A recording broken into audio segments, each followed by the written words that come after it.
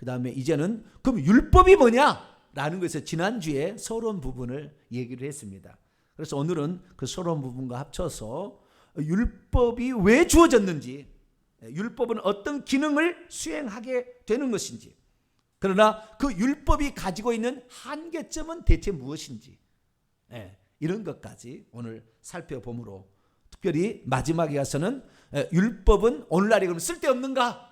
라는 것까지 정리를 해보도록 하겠습니다. 우선 우리가 이제 딱 생각할 때 제가 늘 하는 얘기입니다만은,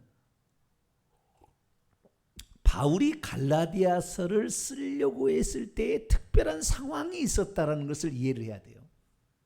그래서 그때는 어떤 것을 비교하면 어떤 것을 강조할 수밖에 없다고요.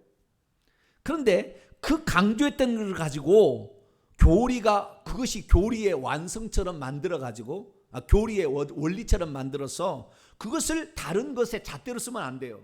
그것을 일반화의 오류라고 합니다. 일반화의 오류. 그 특수한 상황을 모든 상황에 적용하려고 하는 일반화의 오류. 그 모든 사람들이 갈라디아서하고 로마서 강의를 할 때 일반화의 오류에 빠져요. 갈라디아서 로마서를 정확히 알아야 되는, 갈라디아서 로마서는, 갈라디아서는 아예 회개란 말이 안 나오고요. 그리고 로마서는 회개란 말이 2번인가 3번인가 나와요. 몇 구절에 나와요. 우선 살펴보고 할까요? 거기만 나와요. 딱 회개란 말이 안 나옵니다. 자, 2장을 넘어가 보세요. 딱 2번 나와요. 2번. 로마서 2장 4절 5절만 회개란 말이 나와요. 회개가 안 나오거든요. 그런데 지금 예수 그리스도께서 처음에 첫 일성이 회개하라 천국이 가까웠노라고 그랬고, 요한계시록 2장 3장에 소아시아 7교회에 부활하신 주님께서 회개를 그렇게 강조했는데, 회개를 로마서하고 갈라디아서 율법의 행위와 믿음을 비교하면서 이 예수 그리스도께 인도하는 몽학 선생의 이 율법의 역할을 얘기하면서 결국에 예수님이 보내주신 성령을 따라가라 라는 것을 강조하다 보니까 회개를 강조 안 한 거예요. 자, 2장 4절 5절 한번 읽어볼까요? 시작. 홍대가 하나님의 인자심이 너를 인도하여 회개하게 하심을 알지 못하여 그의 인자심과 용납하심과 길이 참으심이 풍성함을 멸시하느냐. 다만 내 고집과 회개하지 아니하는 마음을 따라 진노의 날 곧 하나님의 의로우신 심판이 나타날 그날에 임할 진노를 내게 쌓는도다. 회개치 아니하면 결국에 진노의 날 진노를 받을 수밖에 없다. 그러면 여기에서 너는 누굴까요? 로마 교회의 성도들을 말하는 거죠. 로마 교회의 성도들. 로마 교회의 성도들을 가리키는 거니까 지금 믿지 않는 사람에게 한 얘기가 아니라고요. 믿는 사람이 회개치 아니함으로 나중에 예수님이 재림하신 날 진노를 받을 수 있다라는 걸 말해주잖아요.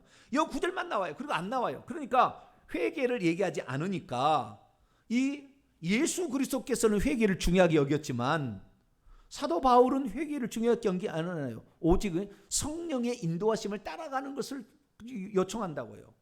그렇기 때문에 그 율법의 행위와 믿음을 통한 성령의 인도하심의 강조점이 있는 그 로마서와 갈라디아서를 가지고 다른 것에 다 그것을 중심으로 해가지고 일반화의 오류, 그것이 전체인 것처럼 이렇게 표현하는데, 왜 우리가 오늘날 예수 그리스도를 믿어도 율법의 역할이 주님 오실 때까지 계속 될 수밖에 없는지, 그 부분은 제가 이제 마지막에 가서 얘기를 하도록 하겠습니다.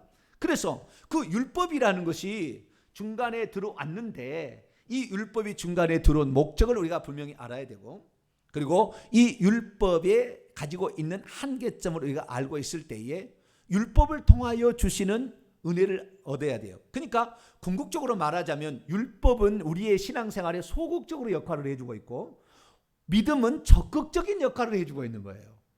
그런데 소극적인 역할을 해준 것을 무효화시켜버리려고 한다 그 말이에요. 이게 문제인 거예요. 그 다음에 믿음이 적극적으로 활용했는데 믿음을 적극적으로 활용한 것이 아니라 온리 믿음으로, 그러니까 믿음이면 다 된다라는 그 믿음을 확대 해석을 해가지고 소극적인 기능은 아예 없어버리고 적극적인 기능은 너무 부풀려가지고 믿음만 있으면 다 되는 것으로 이렇게 함으로 말미암아 지금 성도들이 타락해버리고 죄를 짓고도 회개치 않아서 대한민국도 문제고 전 세계가 문제니까 하나님이 닫는 거 아니에요, 지금 코로나로? 그러니까 그러한 예수 그리스도의 가르침이 우선이고, 사도 바울은 그 교회의 특수한 상황에서 쓴 것이다 라는 사실을 알고 들어가야 된다는 거죠. 그러면 이 특수한 상황에 있어서 율법의 행위들로, 다시 말해서 의식법을 통하여서 할례를 받고 음식을 가려 먹고 이방인과 교제하지 아니하고 절기를 지키고 막 이런 것을 통해서 자기는 나는 아브라함의 자손이다, 나는 의롭다함을 얻고 나는 구원을 받는 확실하다, 이렇게 하는 사람에게 경종을 울리기 위해서, 그것은 이미 예수 그리스도께서 오심으로 완성되었기 때문에 그것 갖고 죄고 아니고, 그것 갖고 의롭고 안 얻고 그거 아니고, 이제는 예수 그리스도를 믿음으로, 그 의식법들이 요구했던 것이 예수님이 오셔서 완성해 버렸기 때문에 예수 그리스도를 믿음으로 의롭다함을 얻는 것이지 할례를 받아야 의롭다는 게 아니다. 그래서 다시 율법으로 돌아가려고 하는 자들에게 바울이, 그건 가짜 복음이야. 예수 그리스도가 이제는 율법의 완성자고, 아직도 율법이 계속되어 있는 도덕법이 흐르고 있는, 저면에 흐르고 있는 이걸 통하여 우리가 죄임을 깨달아서 더욱더 예수 그리스도를 붙잡아야 된다라는 걸 말하고 있는 것이지, 율법을 무용, 율법은 필요 없다 이런 식으로 생각하면 안 된다는 거예요. 그런데도 오늘날 갈라디아서 강의하는 사람 보면은 그게 아니라 오직 믿음 강조하는, 오직 믿음이 다 된다는 식으로. 그렇게 되니까 결국 어떻게 되는 겁니까? 믿음만 있으면 천국 가는 식으로 착각하는 이런 사람들, 싼데만 주의에 빠져서 나는 입술로 고백했고 예수님이 죽은 자 가운데 살아난 걸 나는 믿었으니까 나는 구원을 받았어. 구원을 받았어 아니에요. 항상 구원은 현재 진행형입니다. 현재 진행형이 되고 있어요. 그것이 완료형이 아니라고요. 근데 어떤 사람 얘기하죠. 목사님, 성경에 완료형이 하나 있던데요, 얘기를 하는 거예요. 어디가 있습니까? 에베소서 2장이 있던데요. 여러분 에베소 2장을 볼까요? 헬라어를 원문으로 공부를 하셔야 돼요. 헬라어 원문으로 공부하지 않으면 절대 이런 그 성경의 진리를 정확하게 얘기할 수 없어요. 성경의 진리를 정확히 얘기하려면 원문을 정확히 알아야 돼요. 대강 한글말로 알지 말고 영어로 알지 말고, 영어도 택도 없어요. 헬라어 못 따라옵니다. 그래서 헬라어로 기록한 거예요. 에베소 2장 8절 9절인데요. 여기 보니까 8절에 이미 완료형으로 되어 있습니다. 구원은 완료형으로 되어 있습니다. 이렇게 얘기를 하는 거예요. 자, 8절 9절 읽어볼까요? 시작. 너희는 그 은혜에 의하여 믿음으로 말미암아 구원을 받았으니, 너희는 구원을 받았으니. 목사님 보세요. 여기 보니까 너희는 구원을 받았다. You have been saved. have been saved. 수동태잖아요. 그러면서 완료잖아요. 현재 완료가 됐다는 거예요. 받았으니 계속, 이것은 너희에게서 난 것이 아니요 하나님의 선물이라, 행위에서 난 것이 아니 이 누구든지 자랑하지 못하게 함이라. 아멘. 이건 아멘이에요. 아멘. 우리가 행위로 의롭다고 하는 사람이 어디 있어요? 택도 없는 이야기죠. 우리 행위로 얻을 사람 없어요. 그럼 우리가 두 가지죠. 우리가 구원을 받은 조건, 여기 보니까 은혜에 의하여 믿음을 통하여. 그렇죠. 은혜는 하나님이 주시는 것이고 믿음은 우리가 해야 될 일입니다. 네? 은혜는 하나님이, 우리가 도저히 안 되니까 은혜를 줄 수밖에 없다고. 아시겠죠? 우리의 불가능한 거예요. 우리의 속죄는 하나님이 오셔서 예수 그리스도를 통하여 은혜를 주지 않으면, 그분이 우리의 속죄를 해결해 주지 않으면 우리는 절대 불가능한 거니까 은혜예요. 그러나 그 사실을 믿고 회개함으로 우리가 그 은혜를 받을 수 있으니까, 또한 믿음으로 우리는 구원을 받는 거예요. 그래서 하나님께서는 두 가지를 다, 사도 바울은 두 가지를 다 얘기할 수 있도록 사도 바울에게 하나님 말씀하신 거예요. 그런데 구원을 받았다, 여기 보세요. 목사님, 구원을 받았다고 완료형으로 나와 있는데 무슨 소리입니까? 현재 진행형입니까? 에? 그렇게 얘기하는 사람이 있어요. 헬라어를 보시라고 얘기해야 돼요. 그러면 헬라어로 어떻게 되어 있느냐? 헬라어는 이 본문이 동사가 두 가지가 나와요. 동사가 두 가지가 나오는 거예요. 그 동사가 두 가지가 나오는데, 이 동사의 하나는 동사, 분사, 완료, 수동태, 분사형으로 나와요. 분사형으로 나온다는 것은 이것이 주동사가 아니라는 것입니다. 분사형은, 그러면 주동사는 뭐냐? 동사, 직설법, 현재 능동태입니다. 동사, 직설법, 현재 능동태가 주동사예요. 그러면 앞에 나와 있는 분사 형태는 뭐뭐 하면서 뭐뭐 할 때에 이런 거예요. 아시겠죠? 뭐뭐 하면서 뭐뭐 할 때 뭐뭐 하고서 이렇게 번역을 하는 거예요. 그리고 나서 동사로 주동사로 이 문장이 끝나야 되는 거예요. 그러니까 이 문장을 정확히 번역을 하자면 이 구원을 받았다라는 그 문장은 동사 분사 형태입니다. 그런데 구원을 받은 상태로 있다, 비동사, 있다라는 것이 주동사인데 이 주동사는 현재 직설법, 동사 직설법 현재 능동태예요. 그러니까 구원을 받은 상태로 있으니 이렇게 번역을 해야 되는 거예요. 구원을 받은 상태로서 지금 현재 있으니 이렇게 말하는 거예요. 이건 무엇입니까? 우리가 예수 그리스도를 믿음으로 말미암아 구원을 받은 거잖아요. 이미 구원을 받은 거예요. 그러나 완성된 건 아니지만 구원을 받은 것인데 이 구원을 잃어버리지 말아야 될 것이죠.